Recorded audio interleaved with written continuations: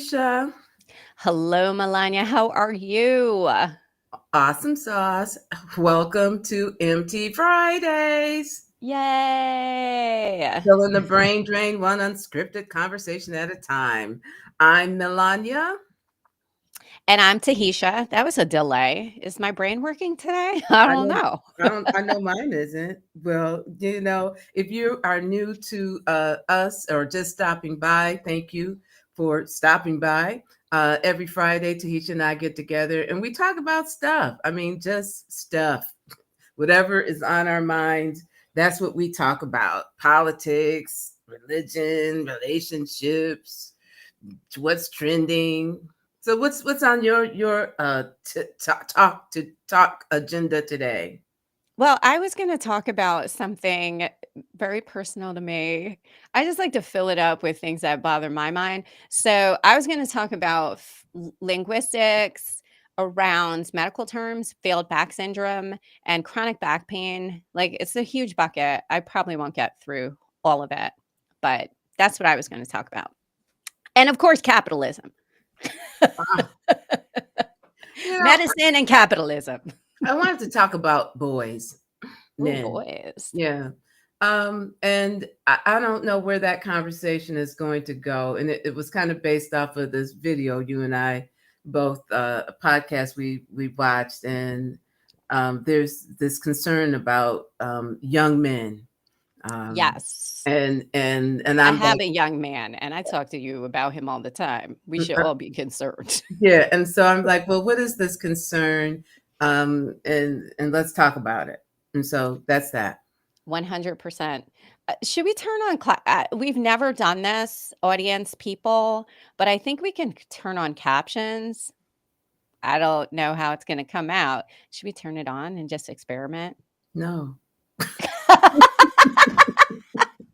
Well, if anyone who wants us to turn on the captions, um,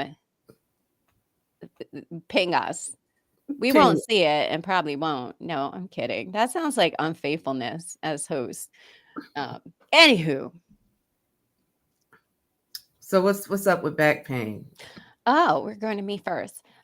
So here's what's up with back pain, and I want to make sure I like say real facts and not fake facts. So, so I have had back surgery in the past. You know that. I think I've talked about it before, but I had an appointment, a visit with my back, not my back doctor, but like the guy that I see for like rehab pain stuff.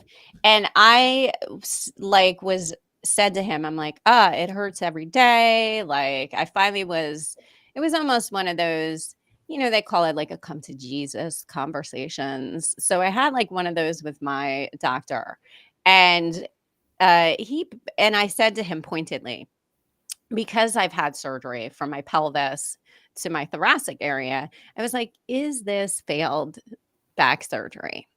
And I know that doctors do not like to say that because it implies blame, right? The word failure implies blame to anyone on either my part as the patient, because I wasn't always the most compliant patient. And I know I shouldn't say that in a public forum, but like, I think we all are, we're human, right? We're not always 100% following doctor's orders.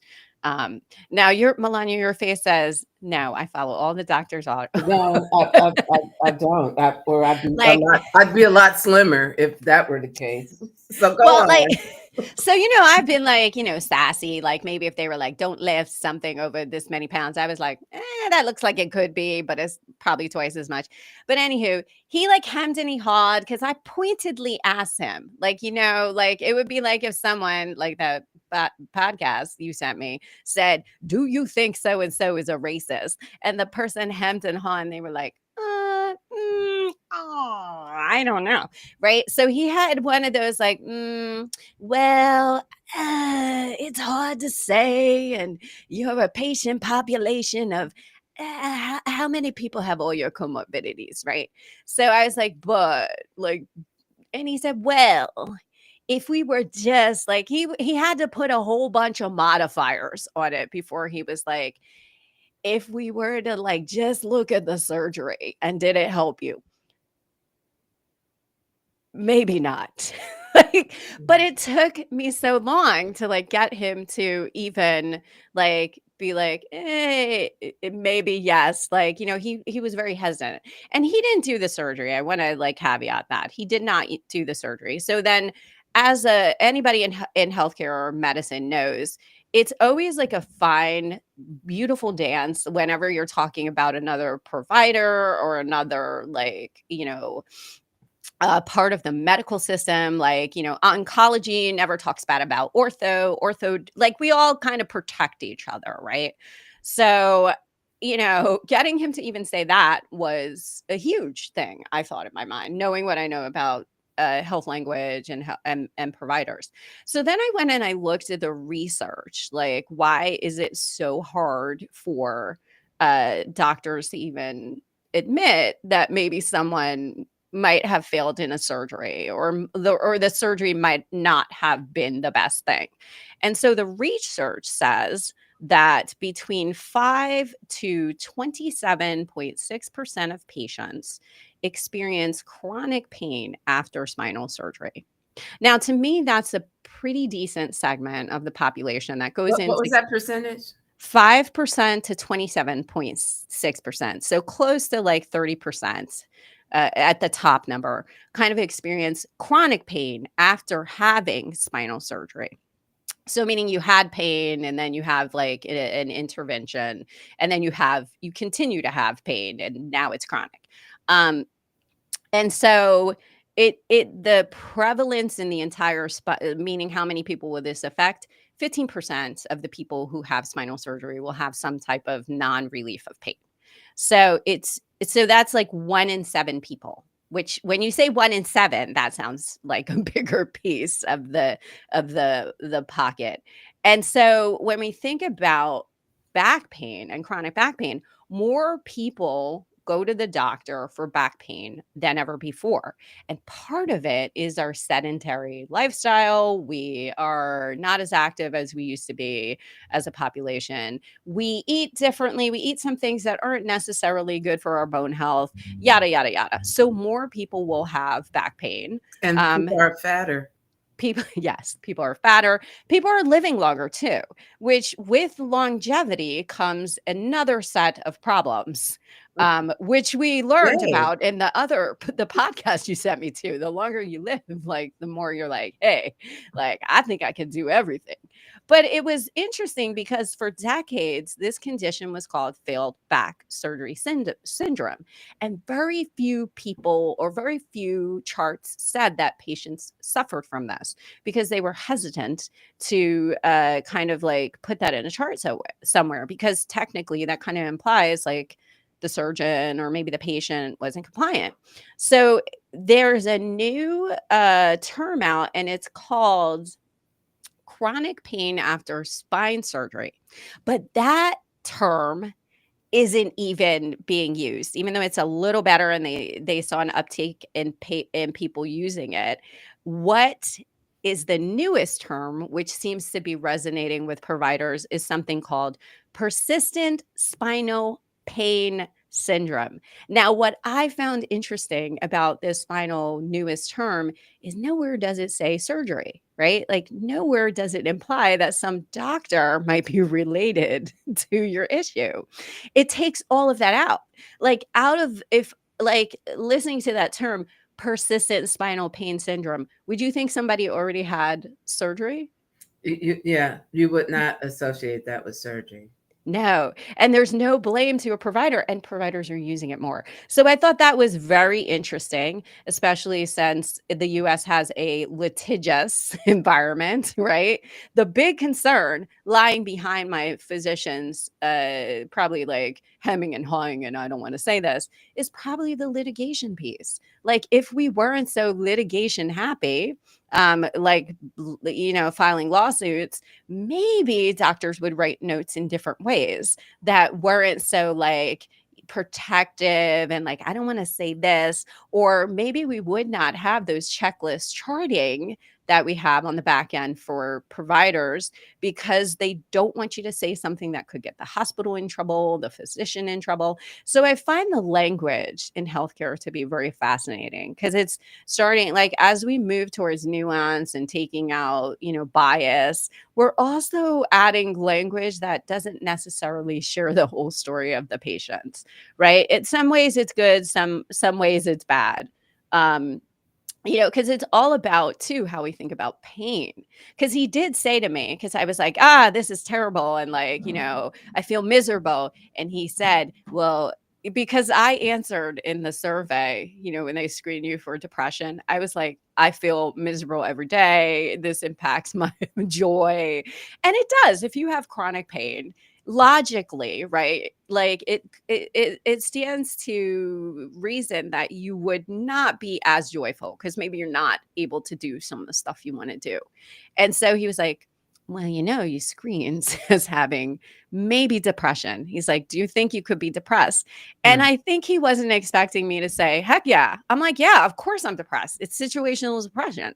I can't do some things I want to do. It makes me sad. And I said, and honestly, today I answered the questions, not masking like I usually do, being autistic. I was like, I'm not going to be a good patient. I'm going to be a fucking, and I said the F word. Sorry, LinkedIn. I'm going to be a patient who's just going to lay it out there, and tell you, like, here's what's going on.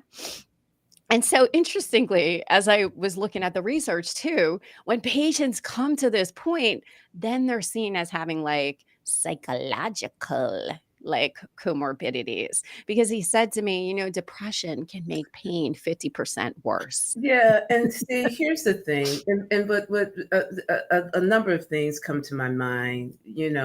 One is that before people go in to have these surgeries, is there a real frank conversation about the fact that this might not work, and in fact you might actually end up being in more pain than you are now. So let's just be honest about that, because we're dealing with the spine, all the nerve endings and everything. It's a very intricate piece of of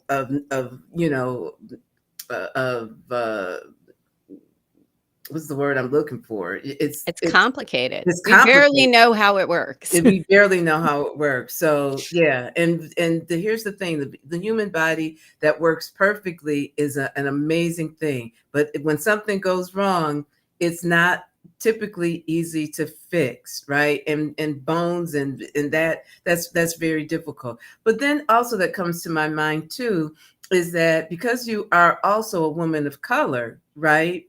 You always then, and white folks might not understand this, but you always have to consider that it has been historically true that white physicians don't necessarily feel that black people feel pain as Yeah. acutely as white people did, as made evident by the opioid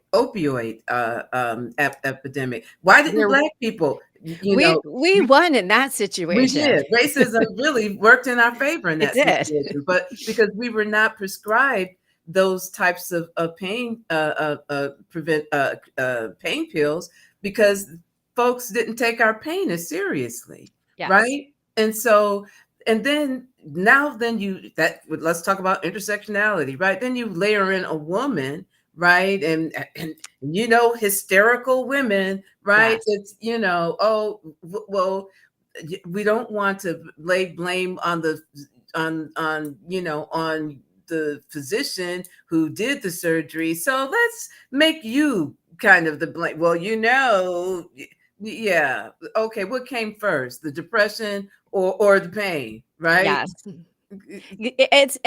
I get that it's like a cyclical issue. Like, you get sad and maybe have pain, or you have pain and then you get sad. Like, they're tied to each other.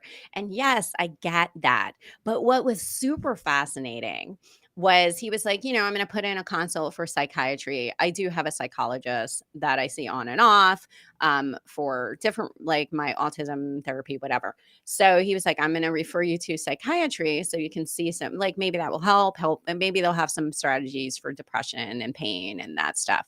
And I said, sure. And he said, but he said, it might be a year until they see you. Wow. Which, like, if depression was like a big segment of this, or if, like, let's say I was so like, oh my gosh, I don't want to live anymore, like this pain is awful, like what, like the only way I would probably get into psychiatry, which is the medical, like they can prescribe drugs, not psychologist, not a therapist, not a social worker, but psychiatry, the doctor, it could be up to a year, which in my mind was like, well, that is a definite issue with the healthcare system, is that mental health, though we keep saying, oh, it's so important that we be mentally healthy, but we don't have any providers at like the level that could offer you like those drug interventions. And we also don't reimburse the same way, and we don't prioritize it the same way as other things, because the reimbursement on the back end is not the same. Like talk therapy is not the same. Like, it was very fascinating because he did say like, but like, Well, but, but, it might be a year. but He's what like, if kind you of know someone sooner, like but what you kind could of get in resolution someplace. is that? I mean, really, for really, and I would like for us to take the veil off of the type of healthcare we actually get here in the United States. If you want to see a specialist, then it's going to take you months, Yes. and uh, getting psychiatric help should not, somebody in need, you cannot say to them, well, give it a year. So find some way to manage whatever is going on with you for a year. Yes. Or see a practitioner who could just do the talk therapy piece, but might not be able to do the prescription. So maybe they work with your medical doctor, your primary doctor, but that is once again specialized fractured care. Maybe they can't see each other's charting because they're on different, like, online, like Yeah. virtual, like, charting systems. So it's a very fractured system in the US.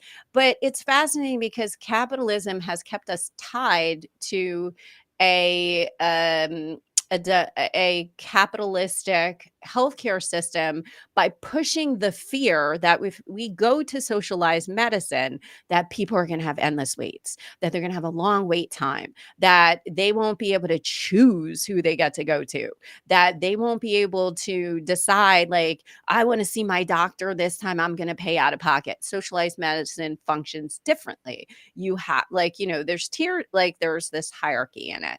And we have been told over and over again that we will all die if we go to socialized medicine, that you won't get to see your doctor, you won't have choice. But the truth is, most of us do not have choice in our healthcare system right now. Right. Most of us will wait for a specialist for a long period of time. Like most of us have a structure in the health insurance side that says, well, did you have 3 visits with your regular doctor before they referred you to the specialist? Did you fail 4 drugs before we do the interventional treatment? We are in a pay for socialized medicine system anyways, except we are paying for it. Not through our tax piece, but through our, having to work for a company to get your health insurance, or paying for it entirely out of pocket. Purchase the winners here are privatized health insurance. But you know what? Seeing that we're talking about health insurance and that, so right before Congress right now is a bill that is slated to cut Uh, health care um, for a lot of people, Medicaid. They're looking to slash it, And we're talking about millions of people who will then no longer have health care. And I just like back in the day when President Obama was trying to get past uh, the Affordable Care Act, I kept looking around and looking for the wave of the from the medical field to start championing. Like, yes, Not to take these people off the yeah, I mean, millions of people off of Medicaid. yeah, but like I said, back in 2008, when they were trying to pass the Affordable Care Act, I kept looking for this groundswell of activism from the medical field that never came. And now, in the time where they're talking about cutting resources like SNAP for people, for nutrition, part of our health conditions are based on our nutrition, right? Yes. And so all of these things are interrelated. And I keep looking for the groundswell of folks from the medical field to say, no, you can't do this. You can't do this. These cuts will also close hospitals because they're Yes. not going to be able to get paid. And where's that going to impact really desperately? In rural communities where there's limited access to healthcare already, right? And so I'm like, where is the healthcare system to there are big body of folks, where are their voices? But then I remember that video I'd seen from a doctor some months ago who said most of our doctors are corporate doctors. They work for corporations, right? And so they can't and see, when you talked about that word bingo, should we use this word or that word or this word? You know, what it all boils down to is that there is really no accountability, period. And we don't have advocacy, the kind of advocacy that I would expect from the medical field to say no, to be, you know what, to have a voice. No, this is not right. This is not left. This is human rights. People need to have access to proper health care. And we're going to stand by that. Where are those voices? They're gone because they've all been bought. This is what happens with capitalism. People are bought. They can then no longer have a voice to stand up for what is right. And I think you're absolutely right with that, because when you look at the healthcare system and the shifts that it's had, we've gone from multiple different independent, like health insurance originally, or insurance starts out as a protection for this, like the single person who might encounter an emergency or something happens, and it's to protect you so you don't lose wealth. So insurance is always tied to keeping your wealth or keeping your money, right? It's not really about social, like the social morality of having people be able to have a house or have their health. It's just really a protection to keep you with your money. And the reason why I'm saying that is because in a system that did not require you to pay for your health care, we would not be talking about insurance. And why insurance matters is some physicians participate with certain insurances and some don't. That's why your insurance will tell you, like, you can go to this doctor, they take us, you can't go to this doctor. And where Medicaid and even Medicare come in is that Medicaid has different regulations and requirements, or when you're getting money from federal or state or whatever, they're requiring these physicians to follow certain guidelines and to follow certain like protocols and to do things a certain way. So there's a certain segment of the medical group that opts out, right? Because they don't want to have to do that. They want to like be able to practice however they want to. So they don't take Medicaid. They don't take anything that comes from that group because the reimbursement is low and the responsibility is high. So if I was going to, if I was, if I had a private practice and I wanted to make money, I'm going to take private insurance, or I'm going to become a boutique physician, and you have to pay me a fee and then you can see me whenever you want to, right? So It's still at the end of the day, because physicians and nurses and healthcare people work for money and they work to have money to feed their family. It's still about how much money can I make? And certain insurance reimbursements are different. So we don't see an outcry to protect or to have like healthcare insurance for everybody, because then my reimbursement as a physician would go down. And I don't necessarily want to take Medicaid because I don't make as much on a Medicaid patient. And they often have more comorbidities because, like you said, the social determinants of health, it's more than just like my physical genetics. It's also my environment, it's my nutrition, it's where am I living, it's my stress, like my doctor said to me. It's all those things. So they're a complicated patient with not a lot of return on investment, right? Like I'm putting out and I'm not getting as much. So they were never like Medicaid patients, patients who live in poverty. These were never desirable patients. But we have not said that as Mm. providers. We've never said, hey, like the reality is I don't make a lot of money off you as a patient. So I don't necessarily, and I have to do a lot on the back end with administration to get your bill paid. Like I have to make sure everything is good. So we don't talk about that piece. Like, hey, we chose not to. But at the same time, what was also happening in the past 20, 30 years is like corporations were coming in and buying up hospitals, physician practices, because hospitals started to realize, hey, like the ER is like there's uncertainty there. I don't know. I have to take patients in the ER, but I don't know if they're ever going to pay me back. But if I start buying physician practices who were also struggling with like, reimbursement, like you offer them this, hey, look, all of the patients that come in through the hospital, we'll send them to you. It's an automatic client pathway, right? And in exchange, you just have to follow what we say. You put our logo on the side of your physician practice.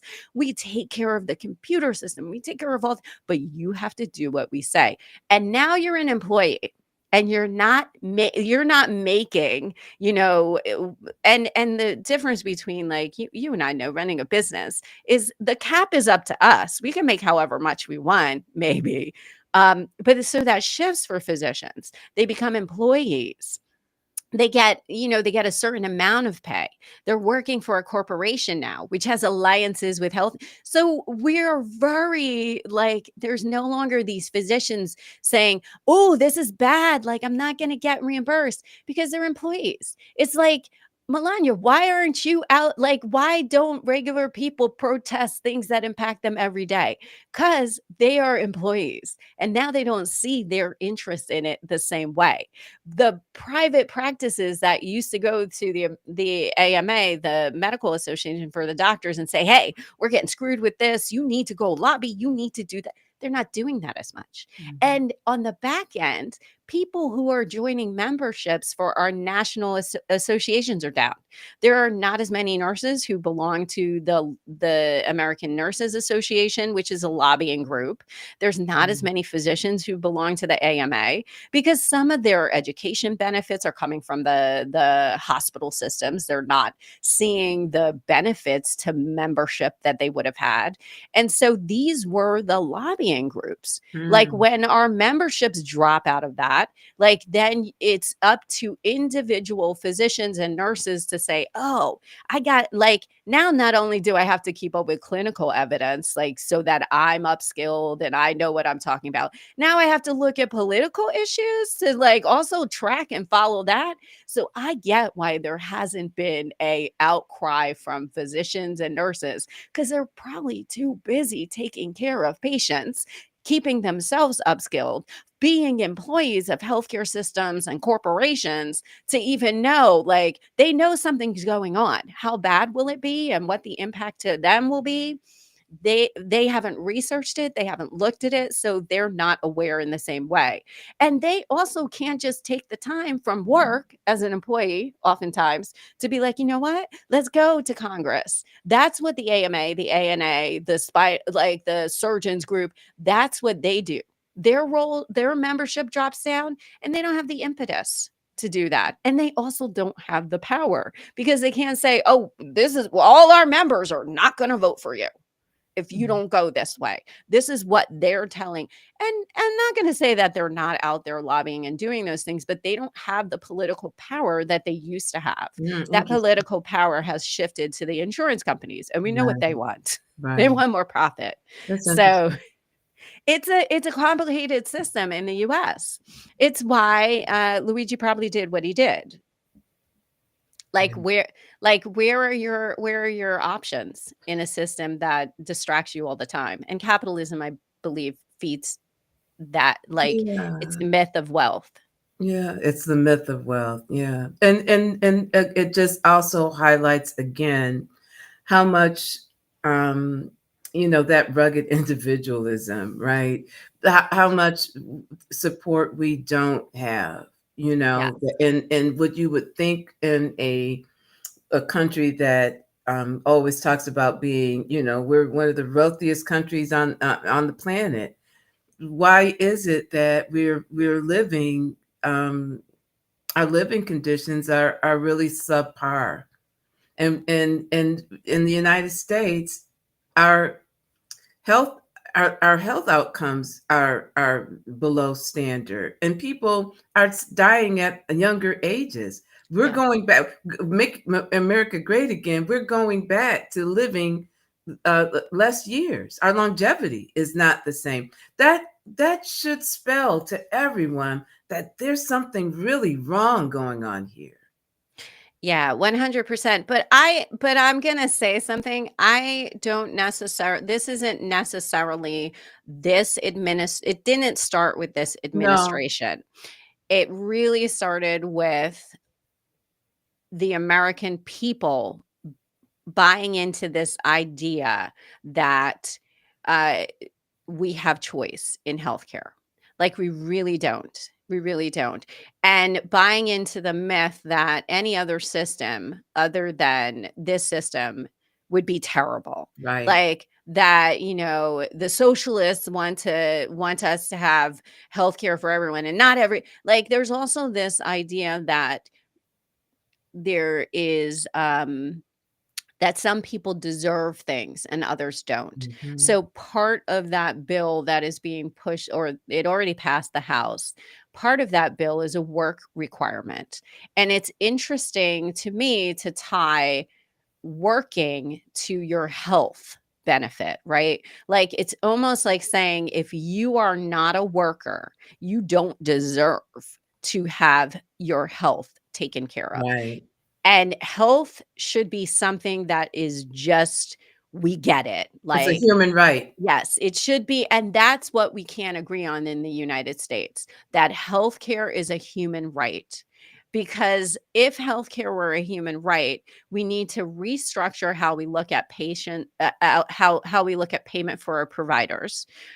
We need to restructure what health insurance looks like, and we have to shift away from privatized health insurance, which is a huge, like, we make a ton of money off of insuring people for a variety of things. That's a huge that's a huge difference. Like, if you start addressing how health insurance reimburses things, or how they work, or how much money they charge, if we did not have to pay for that, and if it wasn't tied to employment, many people work just to get health insurance. Many people don't start businesses because of the health insurance factor.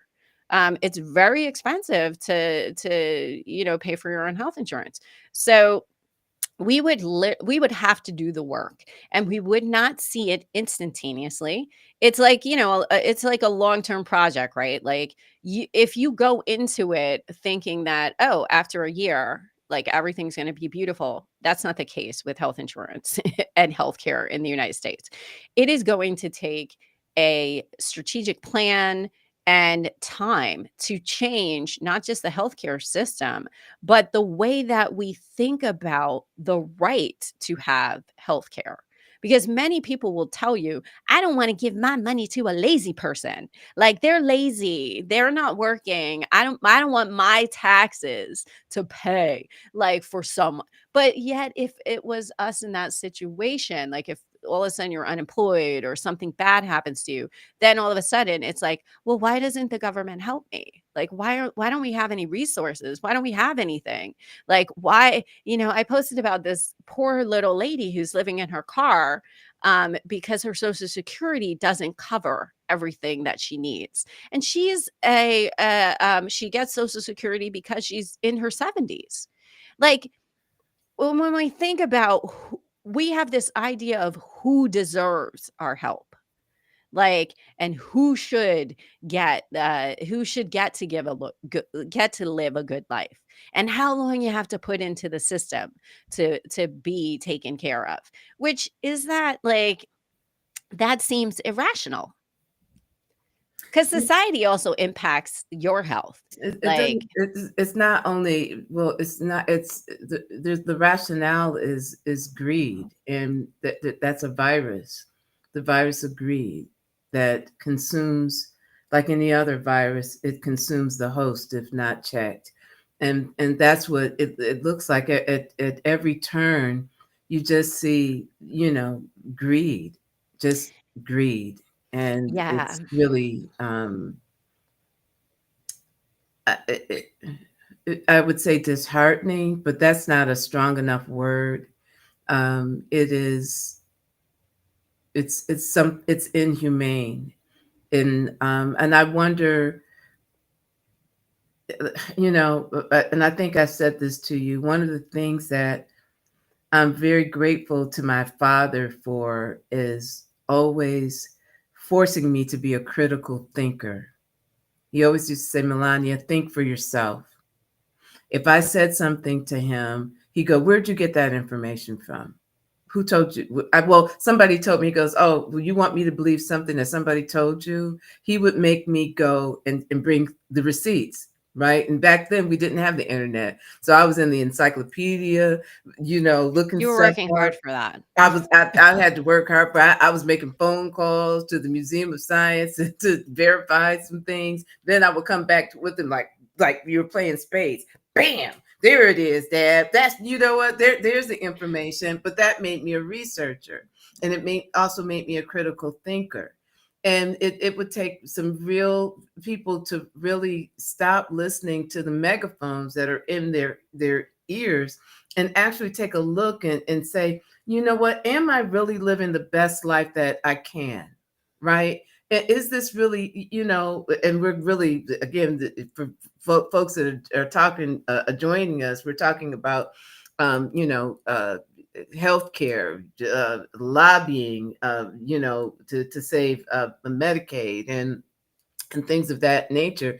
But but I'm going to take it in a little bit of a different direction, because in this last week, folks have been really hit with some really terrible weather, right? And I mean, really, I think Kansas City got a storm, bigger tornadoes that they've never seen before, right? And the response, Missouri, the,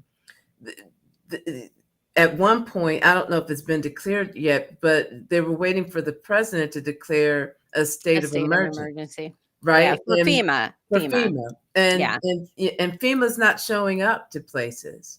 And so I bring this in because that's health, right? Where you live, it if you is. got a house, right? If you, or a home, or electricity, these sorts of things. Well, And and I just want to, like, not to interrupt. I know I interrupted you. I'm sorry. But you know what? I just want to say, like, I think the language and how we talk about the government is shifting too. I've heard much more business oriented language around the government and our expectations, like that the government has to be profitable, right? Like, when I was a kid, I don't remember seeing that widespread on the news, talking about the ROI of the government. And, like, does it behoove the government to have all of these social things that we would have thought of perhaps in the past as that's what the government does, like to give away, quote, give away language is being used with certain social stuff, like topics, that can we afford to fund things that don't have any return for them. Like, what's the benefit of the federal government supporting these incidents that happen in the state? Well, the state should take care of Well, that. then I the know there's a question, lot of discussion around then that. that what begs to be answered then again, what what I was talking about in terms of FEMA,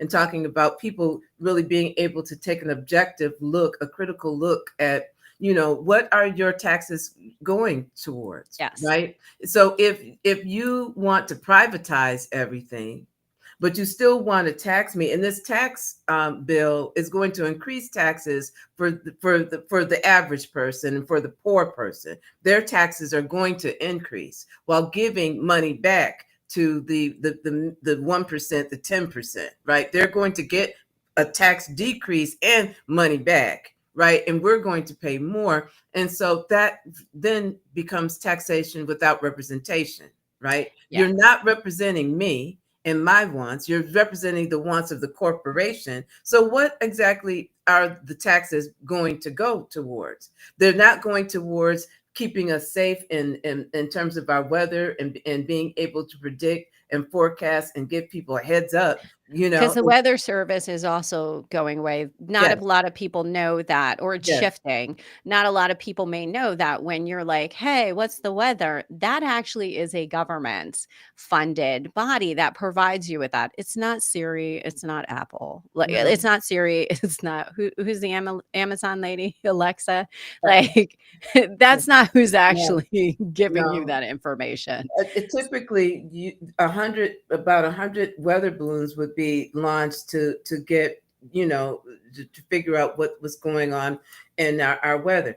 That number has decreased, right? And so all of this to say that I think that, and again, we talk about healthcare, we talk about these safety nets, and I just want what kind of Kool-Aid are people drinking that they are not seeing the connection, uh, and that they have no representation, and that is going to really impact our health.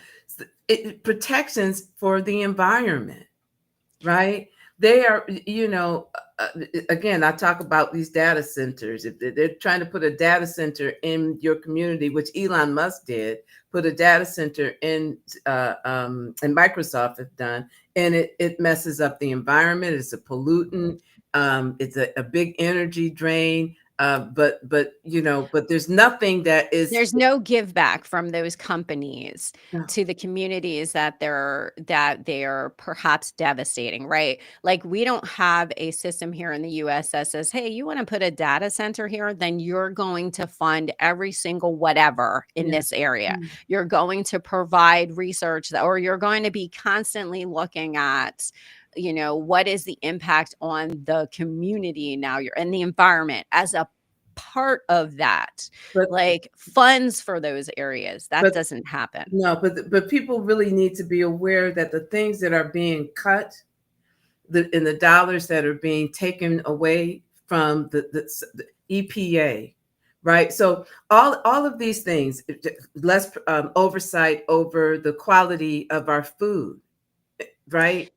So you start to put these things together. You've got climate change that is going to bring about more disasters, and there's no support there, right? You've got less protections because you have a person who's not qualified leading our major health organization, right? So you're going to have uh, more poor decisions and quality in healthcare based upon the fact that that person is a conspiracy theorist as well as not a physician, right? And then you have the eradication of things that keep our air clean, keep our soil clean, keep our water clean, right? Now you then also put in the protections that are now given to um,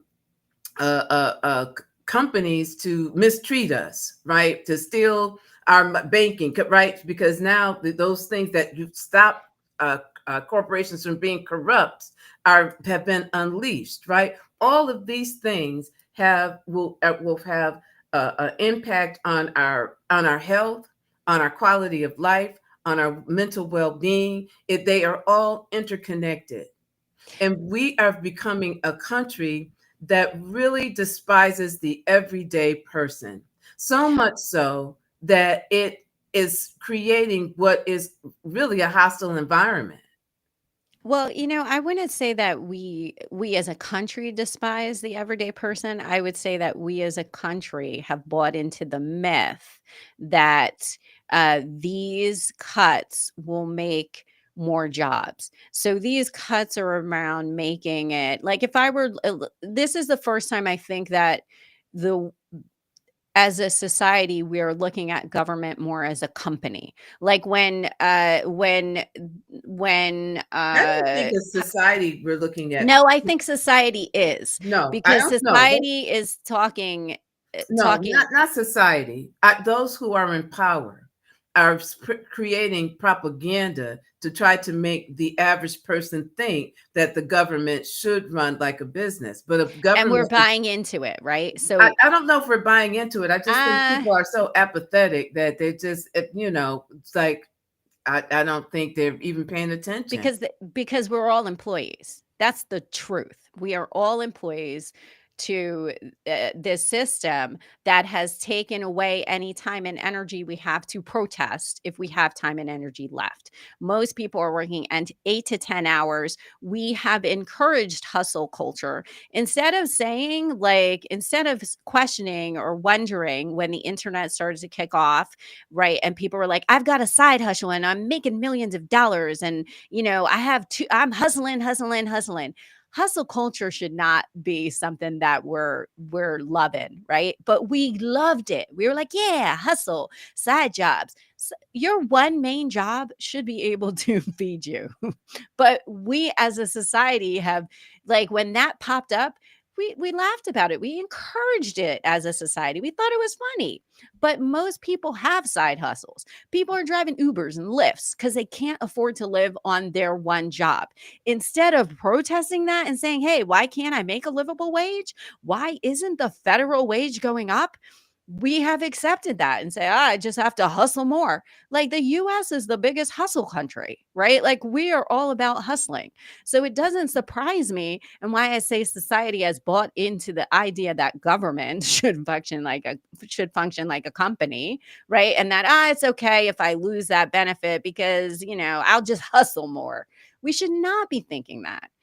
And we have also sort of allowed the government to be more about the flash and fluff of government versus what is the purpose of government. Like, what are they there to do for us? How does it function? What are the things that we consider to be rights as citizens? Like, are we and I think it's fascinating to see that the Constitution, which is, the founding principle of our country, is now being discussed in ways like, do you have to follow the Constitution?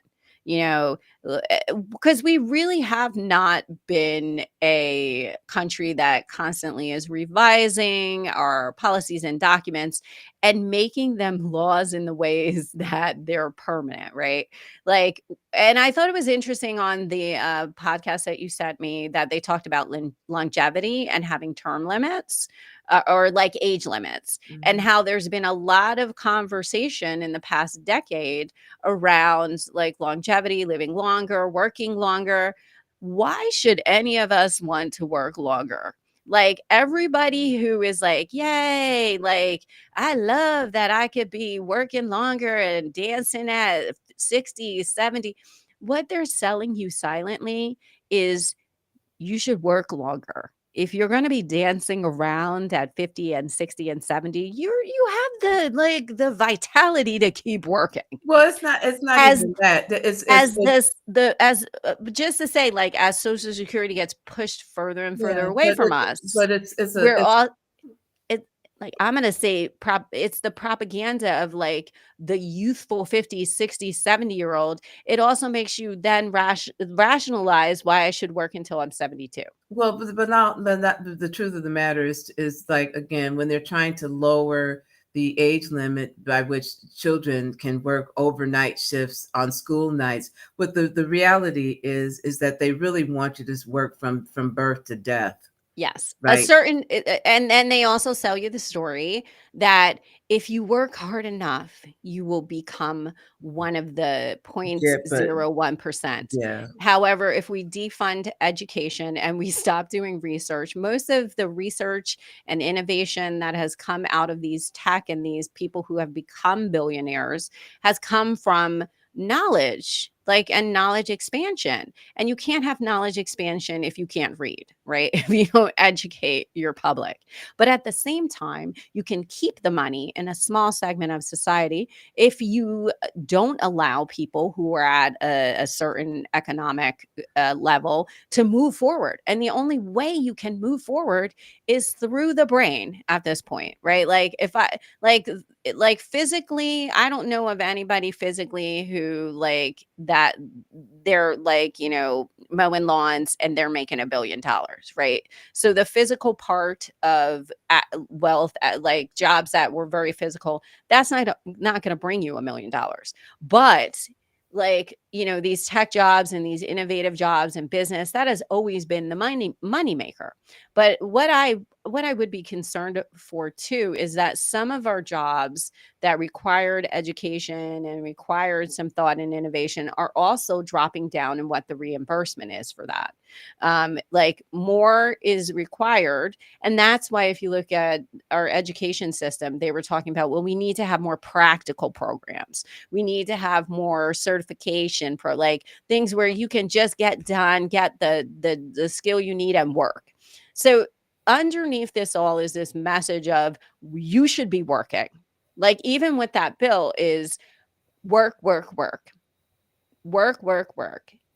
And then eventually, maybe we'll let you have a little bit of time off, but you won't be able to live in comfort. You'll be living in your car, like that poor little lady. Um, but yeah, for most of us, we will work from cradle till the grave. Unfortunately, if we continue along in this system. And most of us don't have the time to take off from work and go and lobby the government, right? And so if their one that's fear is the big voice, they're not hearing the people because they know, like, we're most of us aren't in unions. We don't have a United States union that's going to take action and be like, today is the day that we strike, and we tell them no to the taking people off that.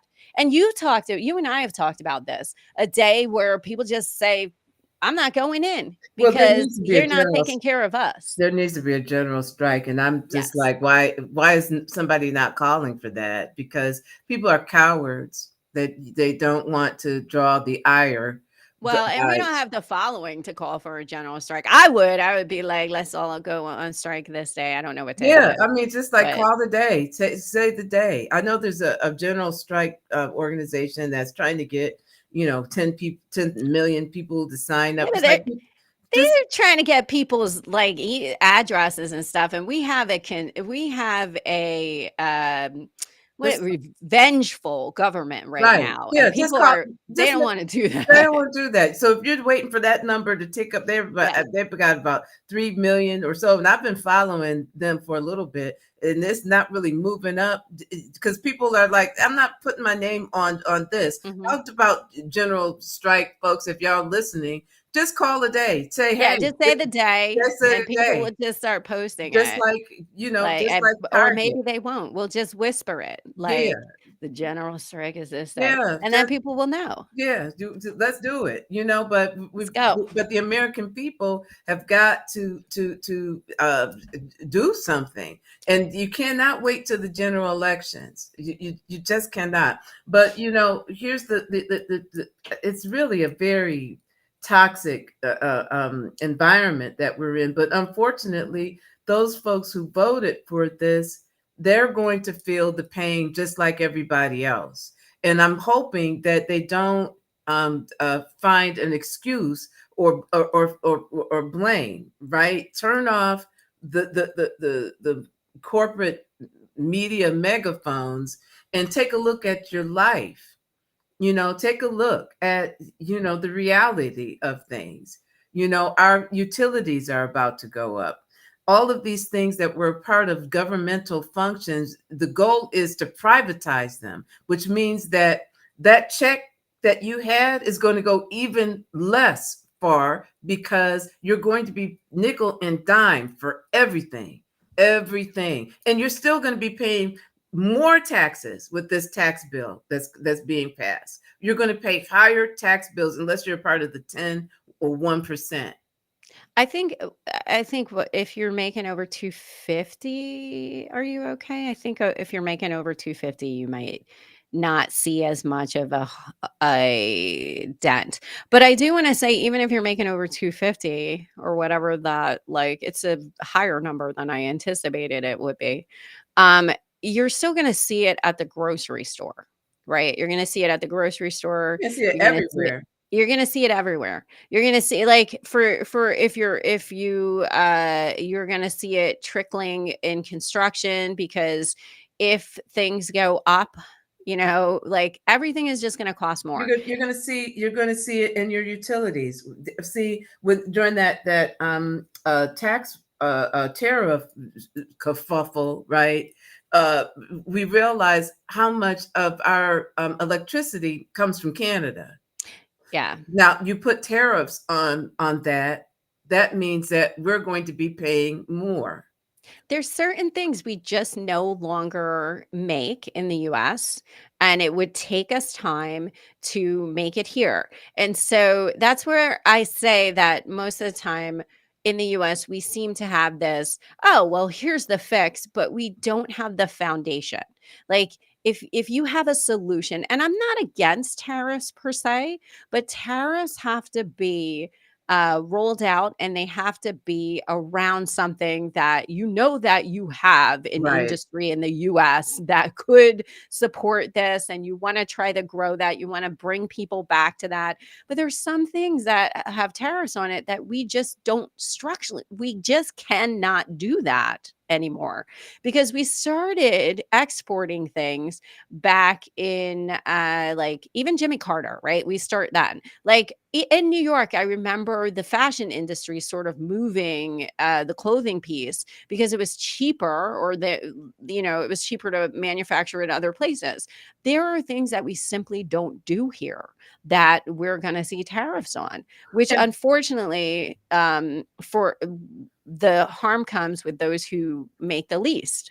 But here's the thing: in order for us to have the bring back the manufacturing that we used to enjoy in this country, it would mean that Americans would then, if you want to buy American, you would then also have to pay more, Yes, because Americans make more. The we reason do. why they went to these developing countries and are still moving to developing countries, right, is because we were talking about John Deere closing their Illinois plant and building one in Mexico. They're going to pay 70% less in salaries, right? So in order for us to be the manufacturing boom that Trump is talking about, Americans, that same check now that is going to be nickeled and dimed for things that used to be your taxes used to pay for, you're going to have increased taxes. And understand that this bill proposes increasing taxes for poor people